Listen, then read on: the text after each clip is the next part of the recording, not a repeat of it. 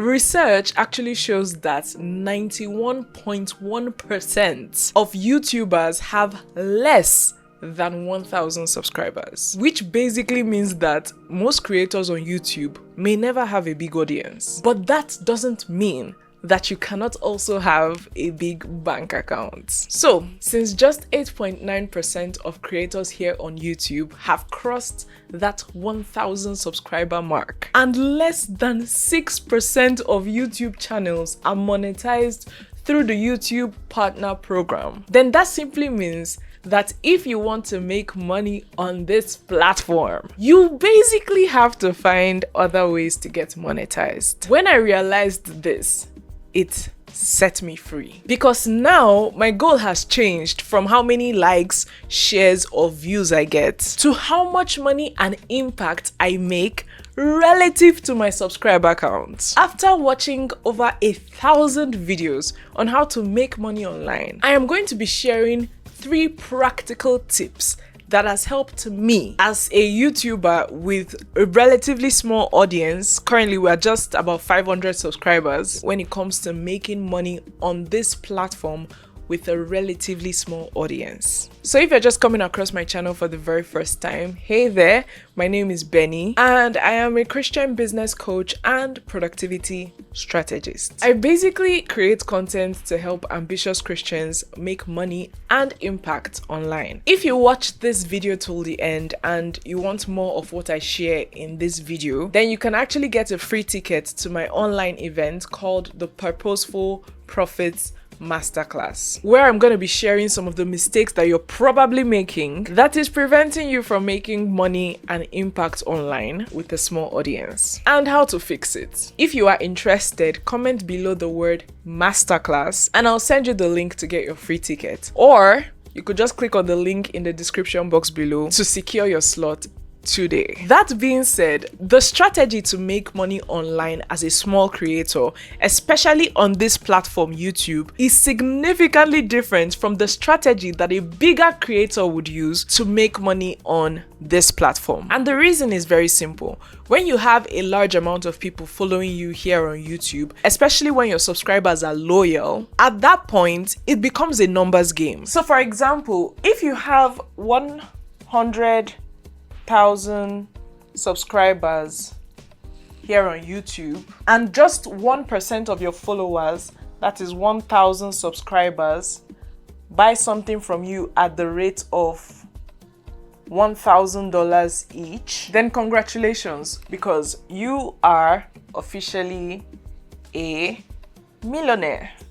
The math is very simple. But when you are a smaller creator, the odds are already against you because you don't have the numbers that the bigger creators have. So you have to focus on other metrics in order to make the same amount of money that a bigger creator would make on this platform. So I'm going to be sharing 3 metrics to focus on if you want to make money on this platform with a small audience. And the 3rd metric is my personal favorite. The very first metric to focus on when you have a smaller subscriber count is clarity. And when it comes to this topic of clarity, you literally have to keep revising it, going back to ensure that you stay clear throughout your content creation journey and your business journey, which means you don't just get clarity once and that's it. No, from time to time, you keep revising it, going back to your mission statement, going back to these elements that I'm going to be sharing with you. You keep going back to it to ensure that it completely encapsulates your vision for the kind of content that you're meant to be creating. And the 3 metrics you're supposed to be 1,000,000,000% clear on is your who, your what, and your how.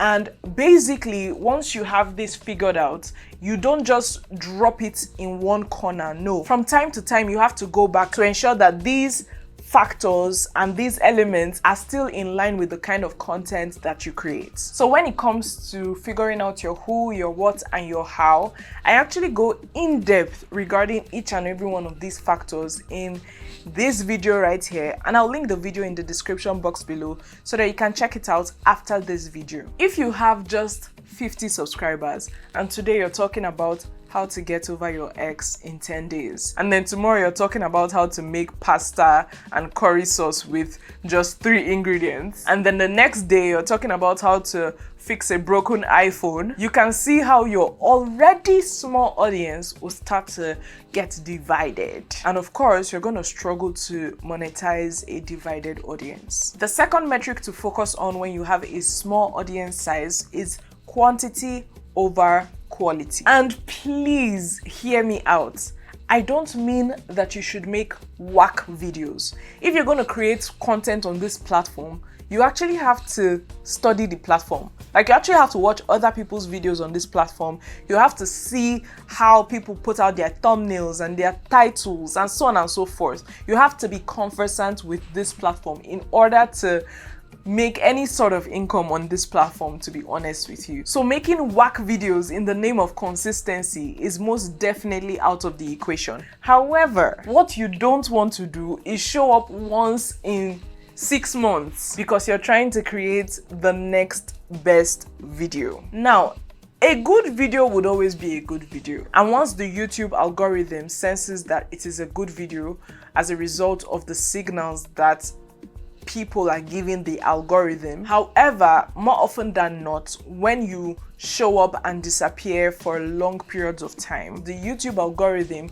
would have to send your viewers to other creators who create similar content as you. And so if those other creators show up more often, of course, the relationship would be built with those creators compared to you that show up once in a blue moon and then disappear for longer periods of time. Because believe it or not, you're not the only one in your niche. And the goal of the YouTube algorithm is to keep people watching on this platform. So basically, the creators that have a relatively good video and that show up often are more likely to win when it comes to monetizing their small audiences as compared to creators that may have good quality videos but show up less often, like once every 3 months or once every 6 months. And to be 100% honest with you, this is one of my biggest secrets when it comes to monetizing my YouTube channel, simply because I show up imperfectly until the imperfections fade off. And naturally, that would earn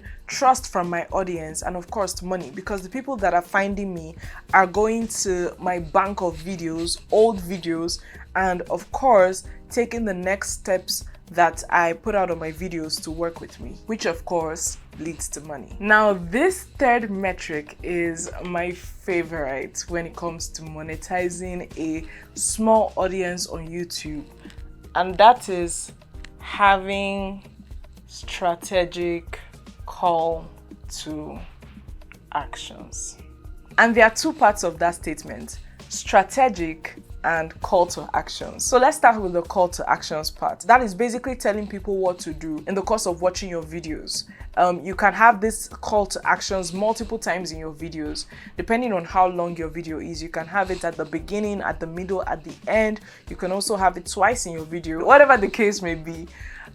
Just ensure that you have call to actions in every single video that you put out, because it basically gives your audience clarity on the next steps to take. Now, the strategic part of this equation is that 1, have just 1 call to action per video. You don't want to be telling people, oh, I have a program, and then, oh, watch my free webinar, and then, oh, subscribe, and then, oh, like, and then, oh, share, and then, oh, leave a comment below. By the time you have so many call to actions in your videos, people tend to be confused, like, which one should I listen to? So I try as much as possible to keep my call to actions to 1, maximum 2. To be honest with you, it is actually best when you have just 1. And so if you have a program or a service or something that you want people to actually take part in, then just focus on letting that be the only call to action in your video. Another way to have a strategic call to action in your video is to ensure that your call to actions has no barriers. Once your CTAs in your videos, that is your call to actions, are like things that people have to pull out their credit cards for and spend a lot of money on, it reduces the chances that people would actually follow through with the process. So what you want to do is to ensure that your call to actions are free.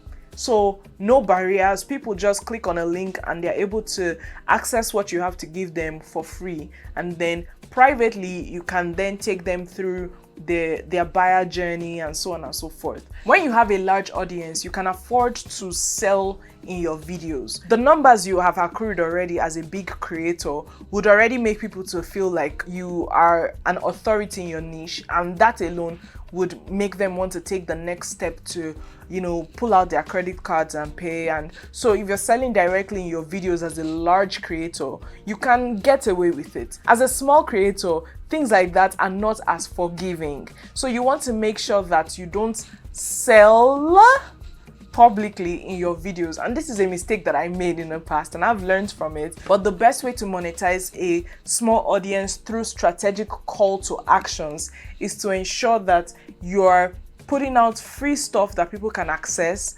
and then walking with them through that buyer journey in private. And so that trust gets to be built privately outside, you know, the numbers that they keep seeing on your YouTube channel. And the third way that your call to actions can be strategic is by making them relevant, which means that if you're talking about investing in your videos and then your call to action is for your audience to download a PDF on dating or something like that, you can see how that is not relevant to what you're talking about in your video. So for your call to actions to be strategic, they also have to be relevant, which means if you're talking about relationships, your call to action should be something that has to do with helping your audience with the specific kind of relationships that you were talking about in your video. And when you offer something relevant to your audience, in turn you get their emails, and then, like I said, go through the journey of working with your audience in private to build the trust that they have with you outside of the numbers that they constantly see on your YouTube channel. Because once that trust is built and that relationship is there, they wouldn't even care about the small numbers, to be honest with you. They will be excited, happy to work with you. And I'm speaking from personal experience. They will be so grateful when you go through that process in that way. So for example, in the beginning of this video, I told you guys that I have a free masterclass where I'll basically be sharing with you all the mistakes that you're making in terms of making money and impact online with a small audience and how to fix it. And I also asked that if you're interested, you could click on the link in the description box below, or you could comment the word masterclass and I'll send the link to get your free tickets today and secure your slots. It is a simple call to action, but those that are interested would go click on the link, get their free tickets, and then I get their email addresses to build a relationship with them in private. If you enjoyed this video, kindly hit that like button, and you can also check out this video right here. See you there.